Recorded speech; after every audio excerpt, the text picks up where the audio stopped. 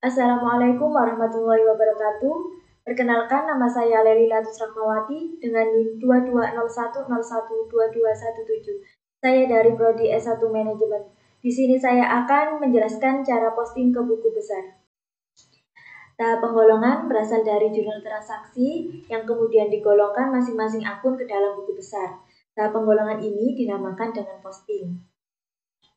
Nah, siklus akuntansi terdiri dari 5P. Yang pertama, pencatatan. Dari bukti transaksi dicatat ke dalam jurnal umum. Yang kedua, penggolongan. Dari jurnal umum, kemudian masing-masing akun digolongkan ke dalam buku besar. Yang ketiga, peringkasan. Dari masing-masing buku besar akan kemudian diringkas saldonya dalam neraca saldo awal.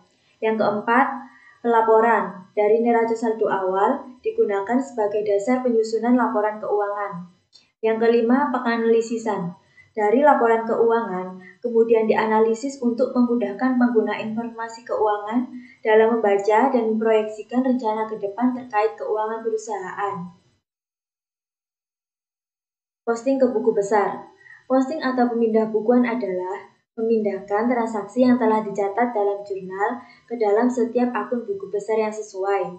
Sedangkan buku besar atau ledger adalah suatu catatan berisi kumpulan akun-akun yang merupakan satu kesatuan yang lengkap dan saling berhubungan. Jenis buku besar.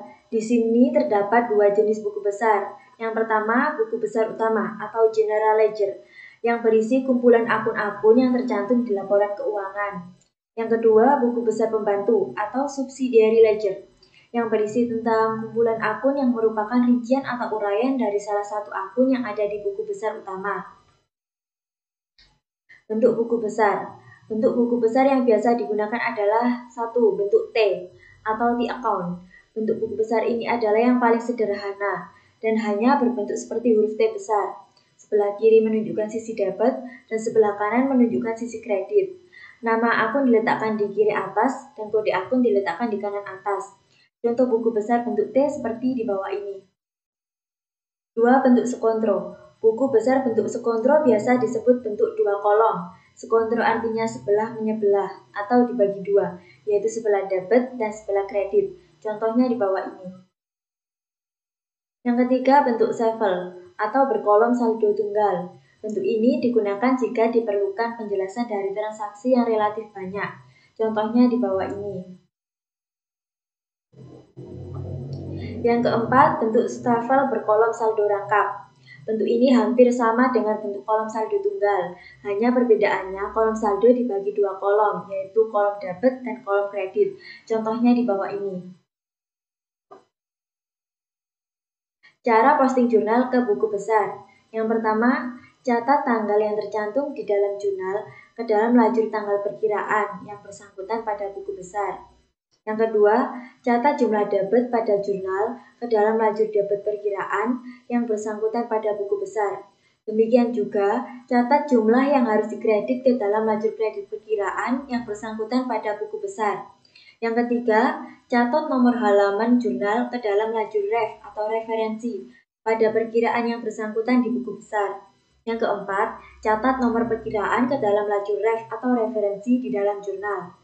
Nah, di sini ada contoh soal jurnal transaksi yang kemudian akan kita posting ke dalam buku besar. Akun yang utama yaitu akun kas. Pada tanggal 1, penyetoran modal awal. Jadi, kas bertambah. Jadi, masuk ke dalam kolom debit. Kemudian yang kedua, untuk pembelian peralatan. Kasnya berkurang. Jadi, masuk ke dalam kolom kredit. Yang tanggal 3, untuk pembayaran sewa. Kas berkurang, masuk ke dalam kolom kredit. Tanggal 5 juga untuk pembelian perlengkapan. Jadi kas berkurang, masuk ke dalam kolom kredit. Yang untuk tanggal 8 yaitu kita menerima pendapatan. Jadi kasnya bertambah, masuk ke dalam kolom debit. Begitu pula dengan seterusnya. Nah, ini akun peralatan. Pada tanggal 2 Juli pembelian peralatan. Jadi otomatis peralatan kita nambah. Ini masuk ke dalam kolom debit. Kemudian akun perlengkapan. Pada tanggal 5 Juli, pembelian perlengkapan. Kita membeli perlengkapan, otomatis perlengkapan kita nambah, jadi masuk ke dalam kolom debit. Kemudian akun hutang. Penambahan hutang, jadi masuk ke dalam kolom kredit. Akun piutang, pada tanggal 8 Juli kita menerima pembayaran piutang, jadi otomatis masuk ke dalam kolom debit. Kemudian akun pendapatan, pada tanggal 8 Juli kita menerima pendapatan, masuk ke dalam kolom kredit.